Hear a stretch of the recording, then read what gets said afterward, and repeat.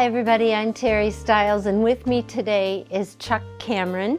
And this is my life, but it's not my life, it's Chuck's life. He's done a number of these shows for us at OCTV, and it occurred to me, you need to know about Chuck Cameron. So Chuck, welcome to my life. Thank you. You're on the other side of the camera. How's that feel? It feels just a little odd. I bet it does. Yes, it does. Tell us about, or tell our viewers about how you ended up on My Life and doing My Life, which we really appreciate that you do. Good question. A couple of years ago, I came to the studio saying, perhaps I can be of some help. I did some commercial work and voiceover stuff, and I came in and that wasn't necessary, but apparently you had just had a fellow who did the My Life programs for a long time and interviewed a lot of very interesting people. John Ochins, and he had retired and moved up north, and there was an opening to do that program. And I think Bill Service at the time, he said, "Do you think you can interview people?" And I said, "Well, I've been in sales for about 35 years, so I believe I can learn how." So that's just how it started, and the idea of interviewing people and finding out about their life is great because everybody has a story, and most people don't get a chance to tell it. Well, and you're a quick study too. I know that you didn't spend a whole lot of time with John, and right away you picked up on what he was doing and how he was doing it, and you're getting the best out of people. And there is an art to that. That's not an easy thing to do. You have to learn how to ask a question where you're not going to get the yes or no answer, right? Okay, so now I'm going to practice what I preach. Let everybody know where you came from. You talked about your sales background and in what was it, and how did that happen? Got it.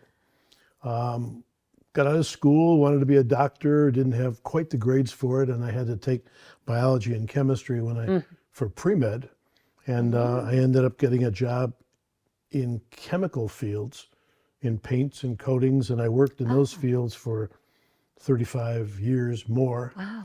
In sales and management and development and mostly outside activities because I like people. The connection with people is where I'm most comfortable. And that led to a lot of sales training. I ended up being a trainer, and we taught a lot about don't ask close-ended questions. Ask yes or no questions don't really help you very much. Right. So I did a lot of that kind of work. It was interesting work. I liked working with people. I like trying to find out what their needs were and then find solutions in our product lines. And I got the chance to go all over the world. In the end, they closed down the operation that I managed here in Michigan. And they said, you can either go east and relocate at 59, or you can take a package and go away. And I said, I'll take the package and go away because the idea of picking up stakes wasn't very appealing to me or my wife, Terry. So you're from Michigan? From Michigan, and all my life. Terry's from Michigan as well? She's come around to Michigan I think about 40 years ago. She happened to stop by with her family and they decided to stay. We'll get to Terry and her family.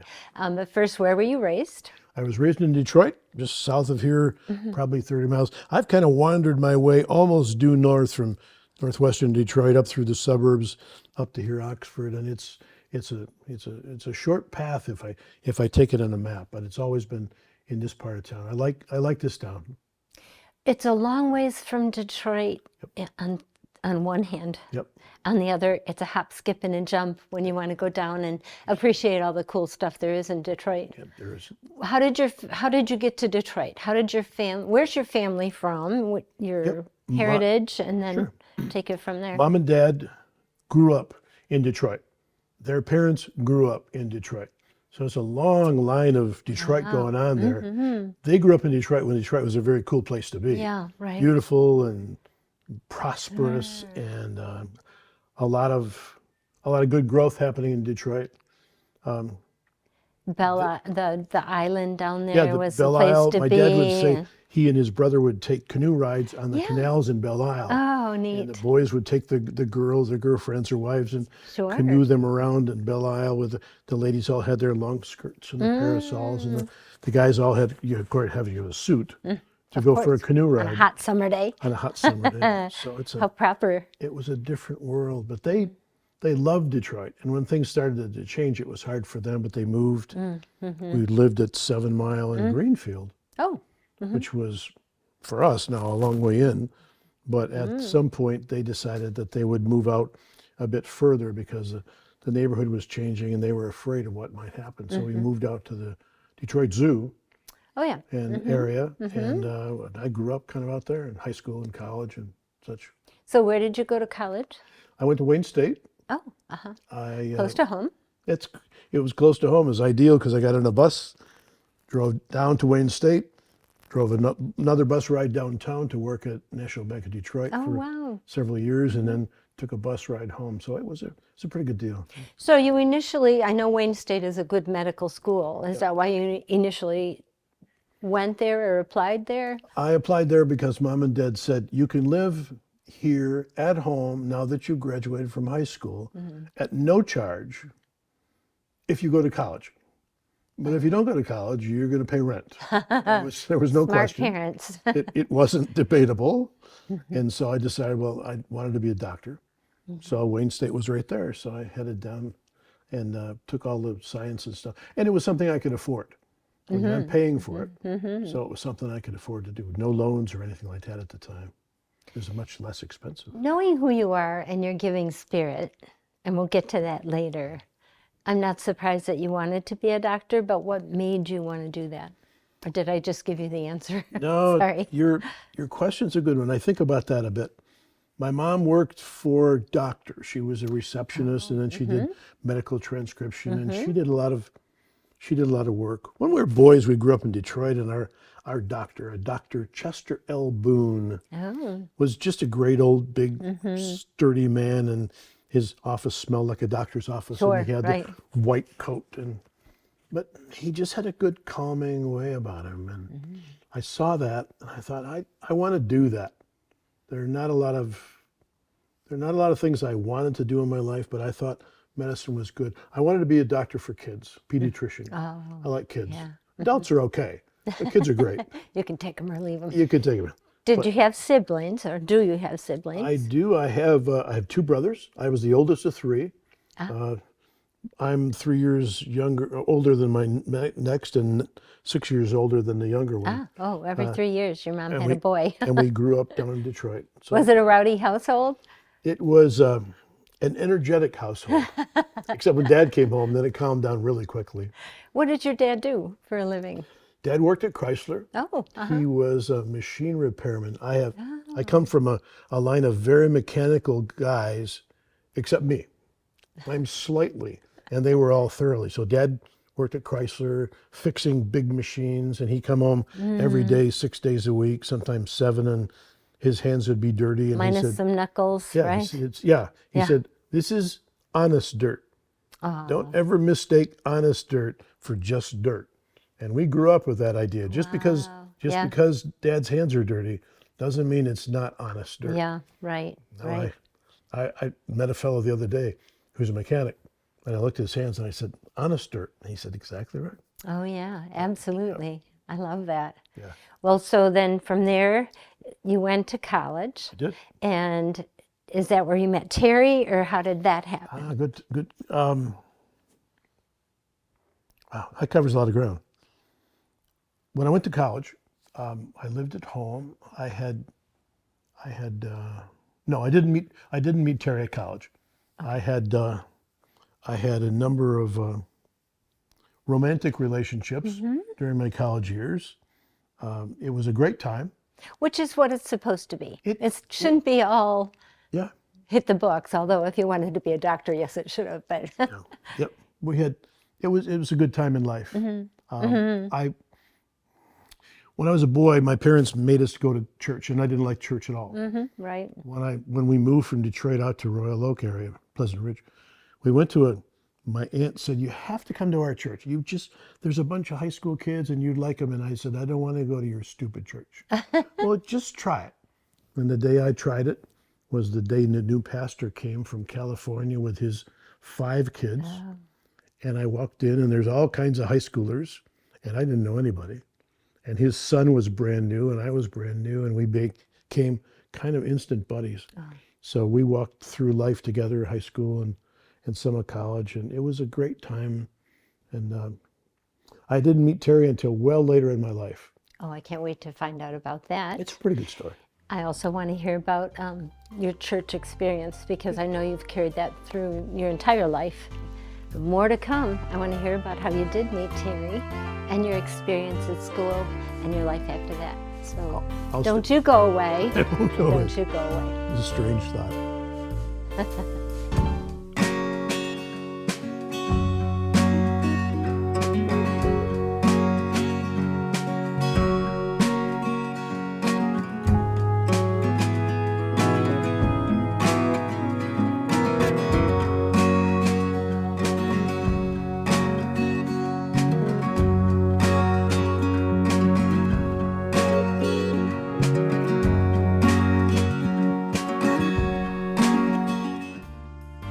Hi, welcome back to My Life. I'm Terry Stiles, and I am interviewing the My Life expert at OCTV, Chuck Cameron. This has been fun so far. Thanks. I like hearing about people's background and where they came from and what makes them tick. Yep. And so you made it through college, Wayne State. You still haven't met your wife yet, but you did meet your lifelong best friend. I did, and it's been a great ride. I can't imagine how many things happen in, I'm 75, how many things happen in that time. You come and you go, and it's like 8 journeys all into one. But I look back, it's been a good trip, and it's not so windy as I would have thought. After school, I met a great friend. He and I kicked around together a lot. He got married out in California, so that was I got to go out to California and join him in his big wedding. Trip out there, that was, right? for me, that was, when I was a young man, that was a big deal. Yeah, And I had never been to California before. Got to be on an airplane, which is a big deal, and it was great fun. He became a pastor, so he stayed out west, and I came back here and said goodbye, and we hadn't seen each other for many years up until very recently, so that's... Friendships last. Yes. It's just that they get a little faded if you don't nurture them. And you take them out of the closet, and you polish them off, and boom, they're still there. Yeah. Yep. There's a reason for that. There's always a reason for that. Yep. So after school, did you get the job that you remained at, or what happened? What happened with your life at that point? When I didn't, I tell the story in the class I teach. I had the idea that after college I would get into med school because I had the goal of getting good grades. My goal was get good grades, so that was my goal, and I worked really hard, not terribly hard, and I got 3.2 out of Wayne State and all these science classes, and I felt like that was pretty good. Darn and then the medical schools all said, no. You either aren't smart enough or you're not disciplined enough. So I was crushed, but the chemistry that I took, which wasn't really that interesting, opened up a job in paints and coatings, and I did that job for a long time, and then that one thing led to another, and I got into service, and I go into automobile plants and stuff like that, and service the problems and fix the things and come back to the labs, and we'd make improvements. And after about a decade of that, I got to a chemical company that I knew. They called me up and they said, we need you to represent our products. So I did that job for 25 years. Did you have a lot of family in this area as well that kept you here, like aunts and uncles? Did you have a large family or a smaller family? After college, I met a gal at our church who was remarkable and amazing. And that led to a marriage, which was remarkable and amazing. And that led to 2 daughters who are still remarkable and amazing. They are as different as night and day from each other. Oh, nice. But they're lovely. They both went to Pittsburgh to have an adult life for different reasons. So now when I want to see my grandkids, I just drive 6 hours east. But that's great. So Bonnie was her name, and she is her still name. She hasn't changed her name. And she was my wife, and we were happily married for most of 15 years. And then that ended, sadly, and I kind of moved on to some things and enjoyed life. But eventually met Terry after a few years, and at another big church organization. We had an adult singles group at a church we went to that must have been 60 or 70 adult single people. Right. And we had a great time. We'd go on trips and do all kinds of fun stuff. And Terry was, in a number of ways, very interesting. She's remarkably easy to look at. She's brilliant, and she's very accomplished, and she's a go-getter. So I found her fascinating. So we went from one event to another, and eventually we got married and Nice. blended two families. She had a boy, and I had two girls, and that blending made us stronger. We both had our way of doing things, and when you put that together, you have to make some adjustments and you have to make some changes. So were your children younger? They were Did they all have to early get used teens. to this blended family? Okay, so everybody It worked out to- pretty well. figure out how to work with each other. My daughters, of course, had been together, but with no boys, and her son had no. He was an only child, so they had a bit of what's this all about to be a sibling to do. Sure. Yeah. But they made it pretty well, and it's good. So it's a good thing to see. Experience for everybody. Yep. And you look at it as either it's going to be difficult or we are going to expand our love and expand our hearts and our families. Exactly. It seemed to work out better that way. And we spent a lot of time learning and listening and getting counseling and getting coaching, and Beautiful. because I don't think anybody has all the answers. No. And those are challenging times when, especially, you have people who are quite independent thinking. And she thought one way, and I thought another way, and we had to find a way to mesh our ideas without giving up our personalities. Right. Right. Takes work. So your girls, Yep. did they go to school here? And how did they end up in Pittsburgh? My older daughter went to Hope College out in West Michigan. Sure. Psychology. She wanted to work with autistic kids, and Nice, she wow. did, and she did a wonderful job with that for quite some time. And her name is what? Her name is Adrian Joy, but my next door neighbor, when she was a little girl, we brought her home from the hospital. He was a big guy, and he picked her up in one hand and he said, "Adrian Joy." She's about 2 days old. That's way too big a name for this little girl. You should call her AJ. So from day 2 on, this AJ. little one was AJ. Ah, And it worked for her. okay. Bethany came 3 years later, and she's Bethany Hope. And AJ went to school in Holland and then graduated and went to Pittsburgh to get a job. Bethany looked at colleges and decided Pitt was a good school, so she went to Really? Pitt for her education. Wow. So both my daughters, for different reasons, are in Pittsburgh, and they are still in Pittsburgh 20 and years Bethany later. does what in Pittsburgh? Bethany What worked. did she focus on? She worked for nonprofits, and then she worked for the city council and several positions there, Bless her heart. working with city council people. She's very much a task-oriented, get-it-done kind of person. So they both are. So very different folks, but they get on pretty well. And do you have grandchildren? AJ has 4. Oh, Bethany has 1. nice. And they're all in Pittsburgh, so those 5 lock. Wow. And Elliot and Benji and Lily and Helena. So we've got from Nice. about 7 or 8 until about 17. Oh, nice. And then Terry's son? Terry's son has 2 kids in Chicago. His name is Brent, and he has 2 wonderful kids in Chicago. They are Zoe and Blake. So we're proud grandparents of 7. That's fabulous. 5 of them are 6 hours that way, and 2 of them are 6 hours that way. Oh, gosh. But it's great. They come here and play on the lake and have some fun in the summertime. And we're blessed to have grandkids. We'd like to have them next door. When I grew up, I had a grandpa who lived next door to me. Nice. So he was the best grandpa in the world. Oh, of course he was. But they have a grandpa who lives 6 hours away, and he's pretty fond of the kids. And you're the favorite grandpa, I'm sure. I wouldn't say that, but you could interview them separately. They might. And they'll probably say that. I work really hard at least being likable. You are likable. Thank you. And we're going to hear more about Terry because you just intrigued me as to how and why she's so brilliant and what she did. So, again, please don't go away. I'll stay right Don't here. you go away either.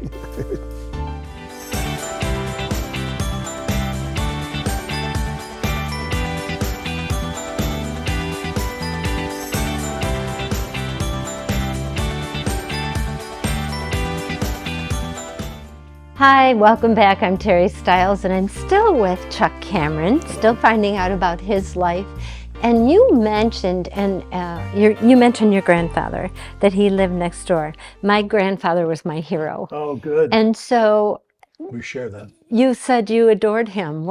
Because why? He was tons of fun. He was a great fun guy. He very creative. He worked down in the basement fixing toys. Oh, nice. His men's group at church would find old broken toys and fix them up and then give them to poor kids in Detroit. He was a great Tiger fan, so he listened to Tiger games all summer, and we'd go over and sit at his back porch or listen. on his back Yeah. picnic table, listen to his little radio. He was very patriotic. He loved this country. Nice. And he was a man of immense faith. You get the picture of a great tree. We have a lot of old trees around here with these just huge roots. And his roots of his Christian faith went so deep that I looked at this as a kid and thought, if this man can believe this stuff, it's a pretty good clue that this might be good enough for me.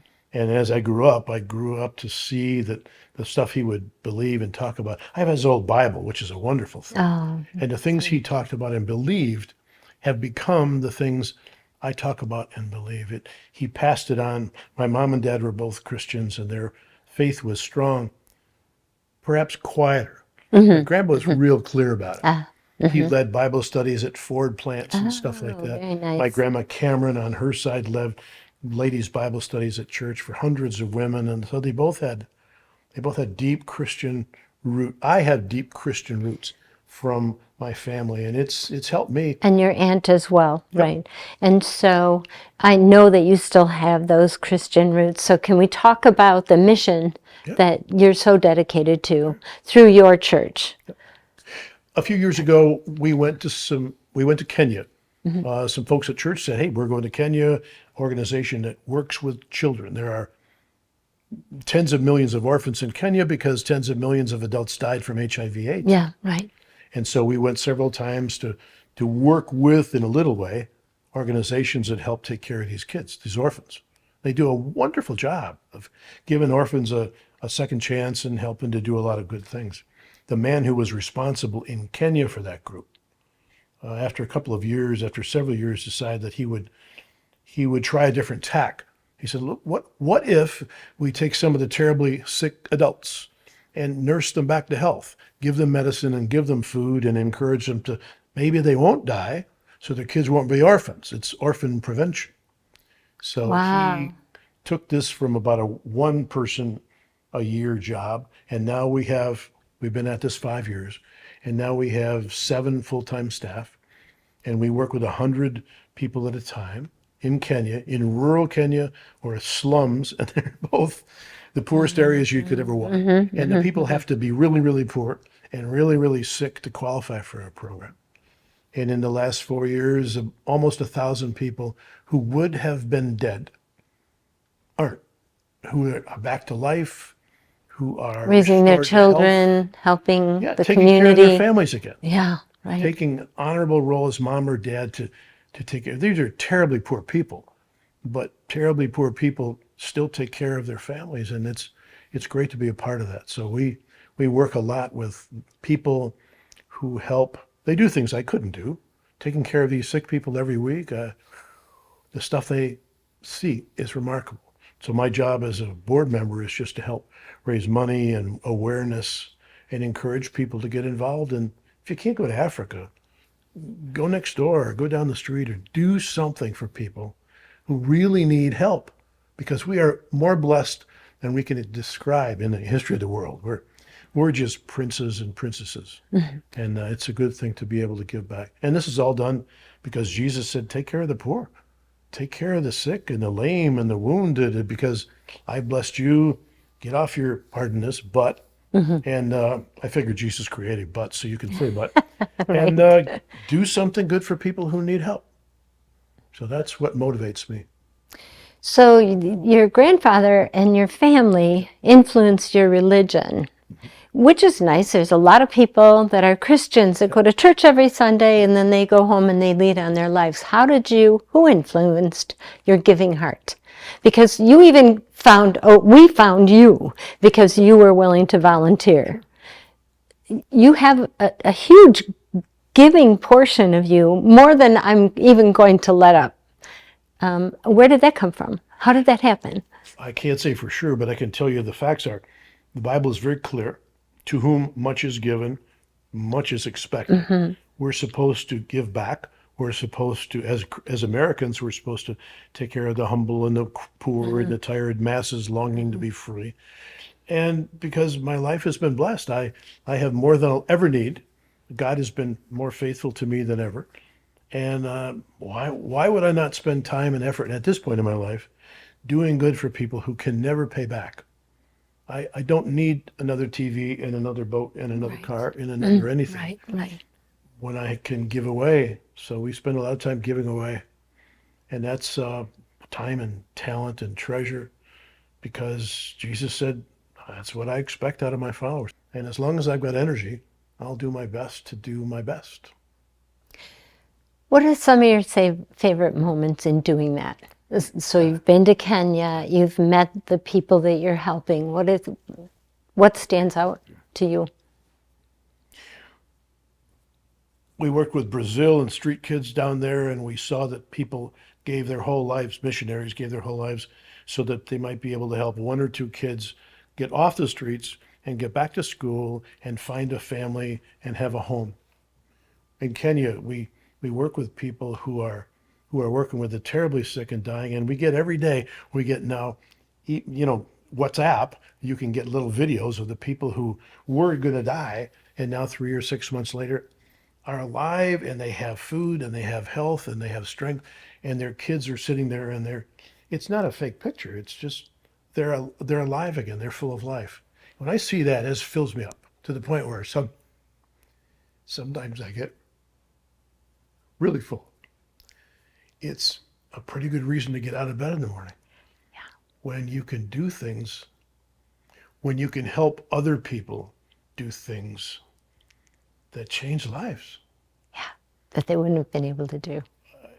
In a little way. Yeah. And are you able to see them then turn around and give that to their communities? Although the people that we work with in Kenya who now go back to live, most of them are encouraged to help other people say, hey, this Love Matters Most group, you should go to them if you're really, really sick, because they can help you out. Or your uncle's dying, for heaven's sakes, talk to these people. That's changing somebody else's life. Changing somebody else. So instead of the society being low and down, little by little, people in villages and people in slums are one by one.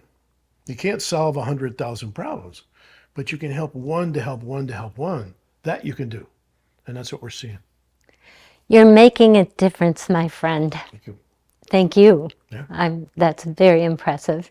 And thank you for letting us hear a little bit about your life and what makes you tick. It's a good life. You're a delight to be around.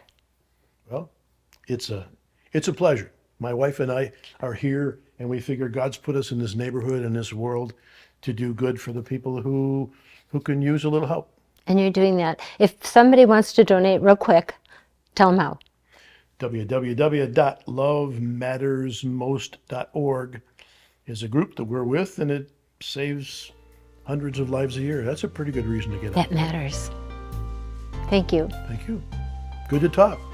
It's interesting to be on this side of the questions.